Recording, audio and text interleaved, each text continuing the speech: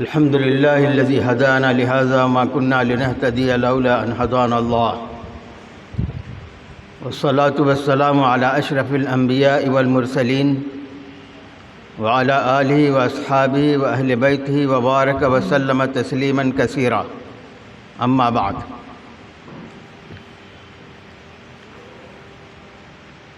حضرت الأستاذ المشرف على هذا المعهد الثانوي وحضرات الأساتذة لكل من دار العلوم ندوة العلماء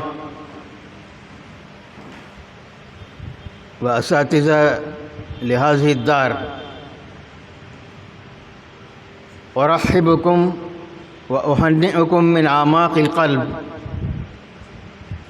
على إتاحتكم إيانا هذه الفرصة الغالية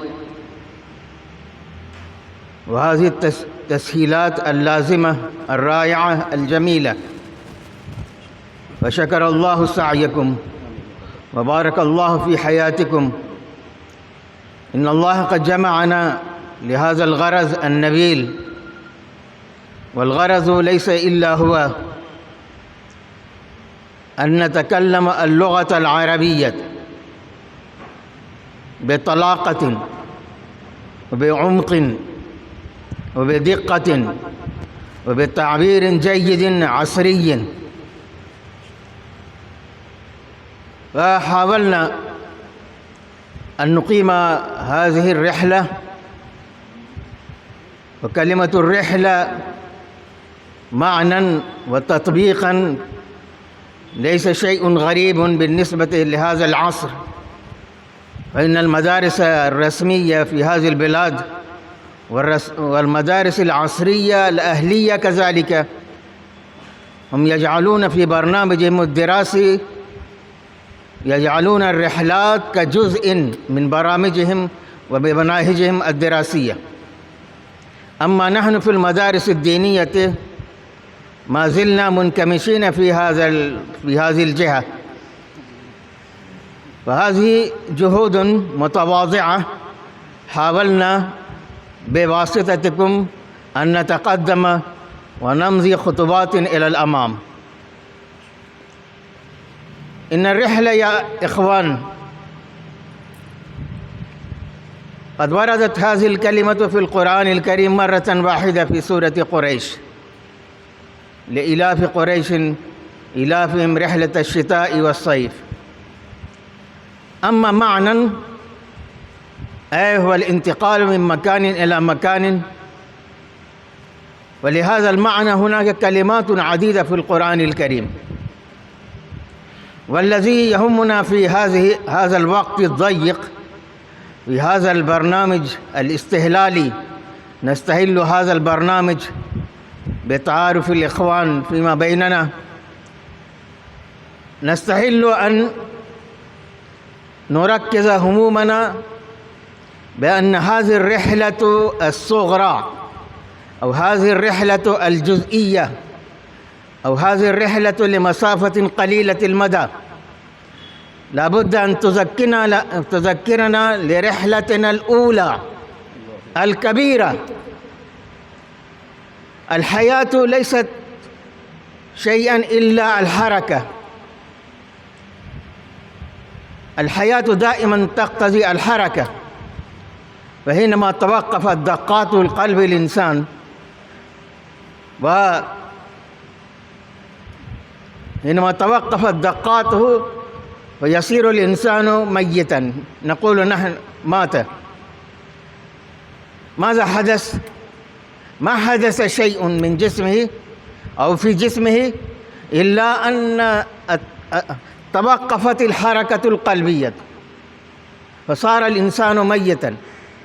فالحياة ليست إلا حركة، فالميت لا يتحرك، وهذه الحركة أحيانا يكون لمسافة قليلة كما هذه الرحلة، أحيانا تكون الرحلات لمسافة بعيدة المدى. فما هي الرحلة؟ الإنسان في طبيعته الرحلة، دائما يتحرك، دائما يسافر، إما يكون مقيما إما أن يكون مسافرا. فالرحلتنا الأولى تبدأ من علياء السماء. أخرج أبونا آدم عليه السلام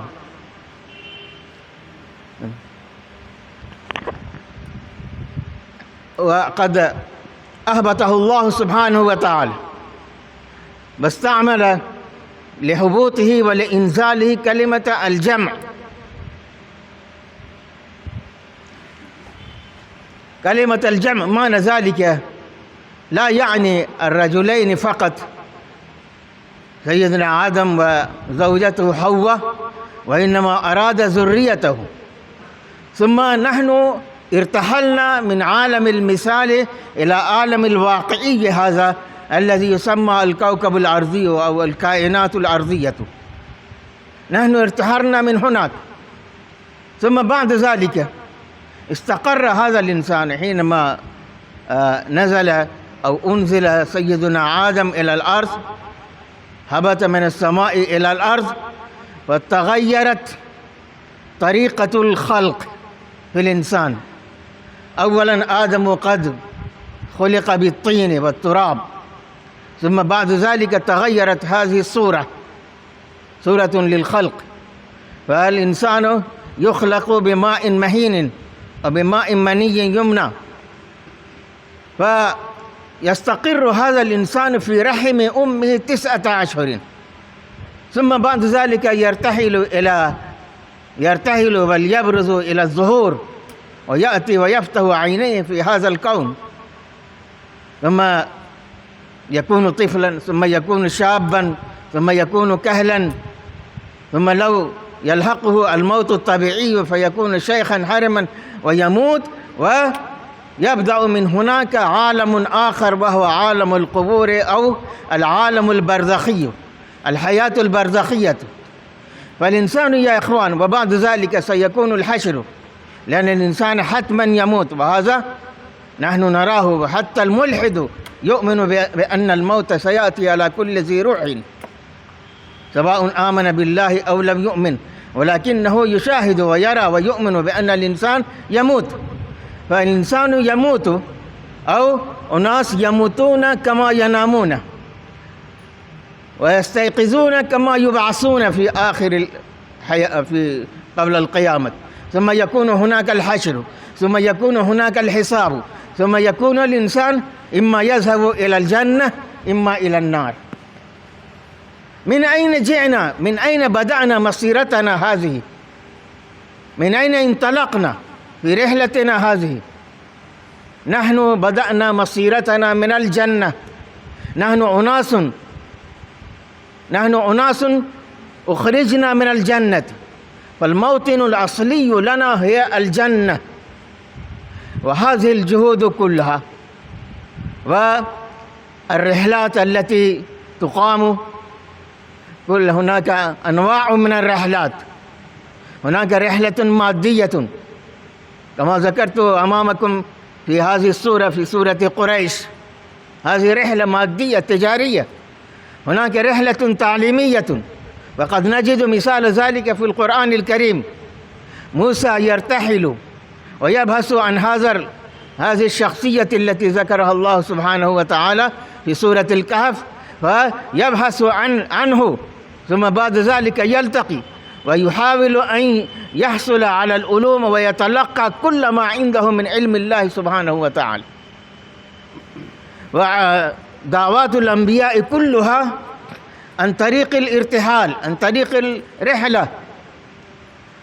وهناك رحلة تعليمية، هناك رحلة تربوية دعوية علمية، وهناك رحلة للاستكشاف، للاستبصار، للاعتبار والعظة. فهذه الرحلات كما قال سبحانه وتعالى: سيروا في الأرض فانظروا كيف كان عاقبة المكذبين. وهكذا من الآيات الكثيرة الواردة في القرآن الكريم. ويا إخوان، هدفنا في حياتنا معروف ومعلوم ومدروس ومحقق ومضبوط في الكتب الدينية. ليس هدفنا هو الحياة، يمكن أن تكون الحياة الدنيوية هدفا كما يدعي هؤلاء الملحدون، أو كما يدعي هؤلاء الانتهازيون الاستغلاليون. نموت ونحيا في هذه الدنيا فقط، ثم بعد ذلك ليس هناك أي عالم آخر. لو نفرض بأن الطعام اللذيذ، بأن الأكل والشرب والاستلذاذ والاستمتاع بملاذ الحياة بزخارف الحياة لو كان هذا هدفا، والإنسان حينما يكون مرتحلا ومسافرا ويكون له منزل خاص يريد أن يصل إلى هذا المنزل. مثلا واحد منا يريد أن يذهب إلى بومباي، فحصل التذكرة ببومباي، وهو يقطع سفره حينما ينزل إلى محطة بومباي أو إلى مطار بومباي، لا يقطع سفره في وسط الطريق. لو يقطع سفره فما ذلك؟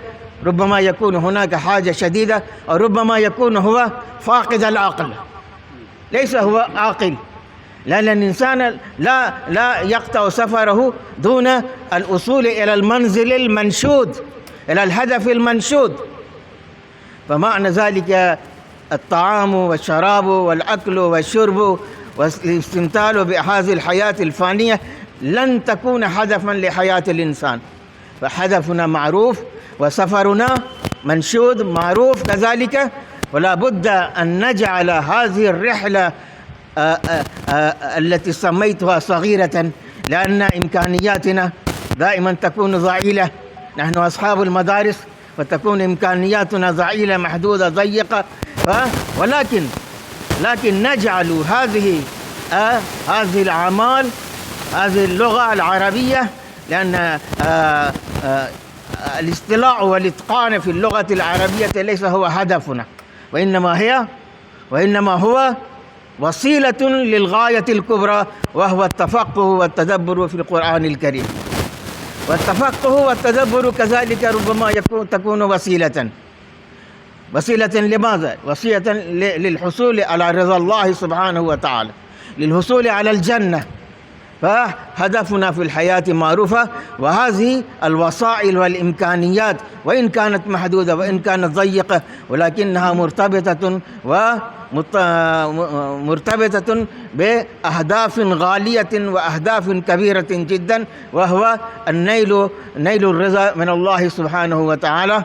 ونكتفي بهذا القدر، ونرجو من إخواننا المساهمين أن يلتزموا القواعد التي أخبرها الشيخ أمامكم بالتفصيل، فلا بد أن تواظبوا على القواعد وتطيعوا أمر أميركم دائما، وهو عندنا الشيخ ظفر الدين حفظه الله سبحانه وتعالى.